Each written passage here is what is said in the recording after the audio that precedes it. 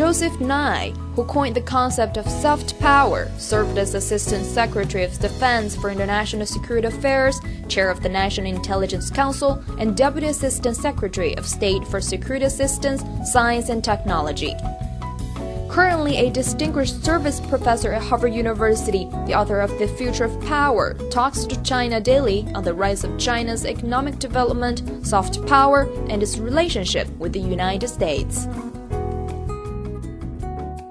Well, I think Chinese economy is doing well, and the Chinese economic performance over the last 2 or 3 decades has been very, very impressive. China has been able to raise several hundred million people out of poverty and to develop a vibrant economy, and I think this is a great accomplishment. I think China's rate of growth is likely to slow down because as countries get richer, their growth rate always slows down. And also I think the idea of the 12th five-year plan of moving toward greater internal consumption is a very wise choice.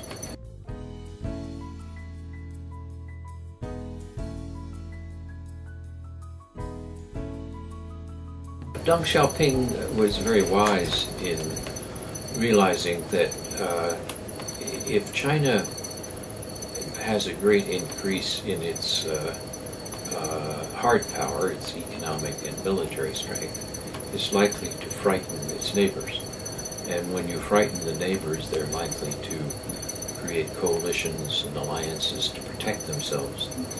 The extent to which China keeps a low profile and is also develops its soft power, then the rise of Chinese hard power, its economic and military strength, is not so alarming to other countries. And so I think that was wise advice.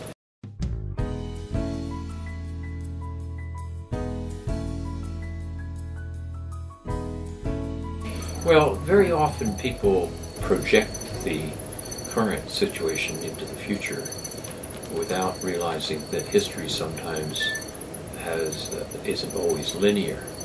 So in the last 2 years, where China has grown at 10% and the U.S. has grown at less than 2%, people say, oh, this shows that China is soon going to overtake the United States. China will have a larger economy than the United States, simply because it's a larger country.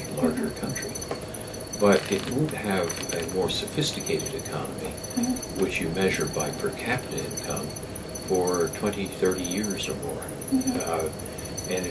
So it's a big mistake to just take overall GDP and make that the measure of whether the country is more powerful than another.